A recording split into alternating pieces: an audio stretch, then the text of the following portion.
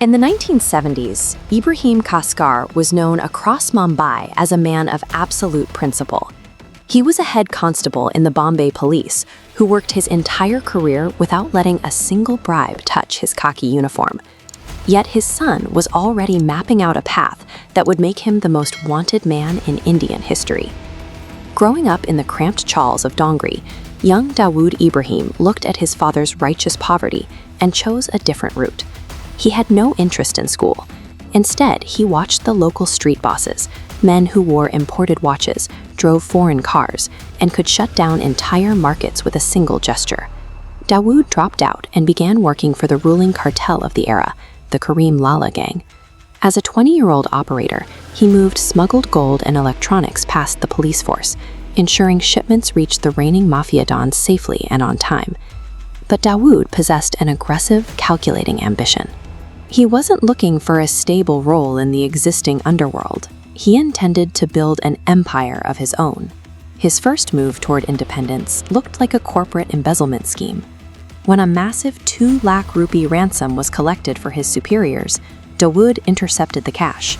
He skimmed the majority of it for himself, handed over a fraction of the total, and claimed the authorities had seized the rest. The cartel's Kabri network quickly exposed the lie.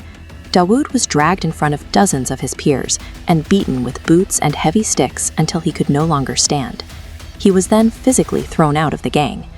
Rather than submitting, the exiled Dawood recruited his brothers, Sabir, Anis, Nora, and Iqbal.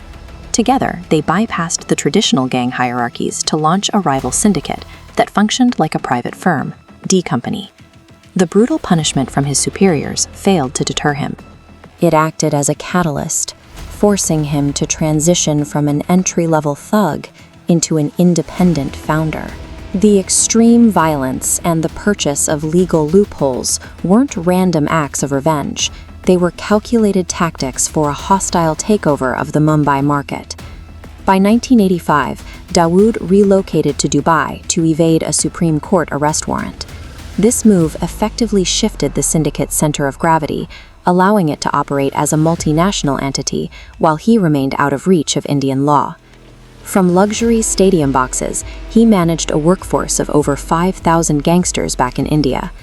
In Dubai, he was no longer a fugitive. He was a power broker who hosted politicians and celebrities at his court. He handled external threats with absolute brutality. When local rivals like Arun resisted his control, Dawood coordinated military-style hospital assassinations to eliminate Gawli's lieutenants. Internally, however, he functioned as a generous manager. If a loyal soldier was imprisoned or killed, Dawood covered their medical bills and ensured their families were financially supported, building a fanatic level of employee loyalty. This duality, extreme violence for enemies and absolute financial security for his workforce, created a corporate army that traditional policing methods struggled to penetrate.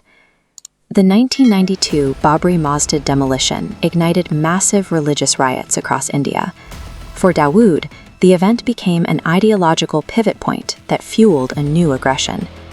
Pakistan's intelligence agency, the ISI, saw an opportunity in Dawood's network. They offered him complete protection and global expansion. In exchange, the ISI demanded access to his established logistical network along the Indian coast. D Company's routes were already perfected for smuggling gold and electronics from the Middle East into Gujarat and Maharashtra. The logistics remained the same, but the cargo changed. Dawood's ships began ferrying military-grade assault rifles and thousands of kilograms of RDX explosives into India. The alignment of religious grievance and state-level protection turned his vast syndicate's logistics into a pipeline for high explosives. This supply chain led to the events of March 12, 1993. Coordinated bombings across Mumbai killed over 250 innocent people, leaving financial hubs in ruins. The terror attack fractured D Company. Many of Dawood's Hindu lieutenants broke away and declared war on him, splitting the syndicate along religious lines.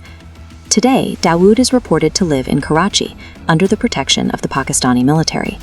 In exchange for his safety, he allegedly funds their regional operations, maintaining an illicit multi-billion-dollar empire from a distance.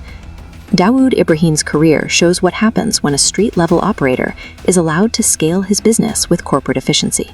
By the time his syndicate reached this level of influence, it had become an international entity that no local police force could effectively dismantle.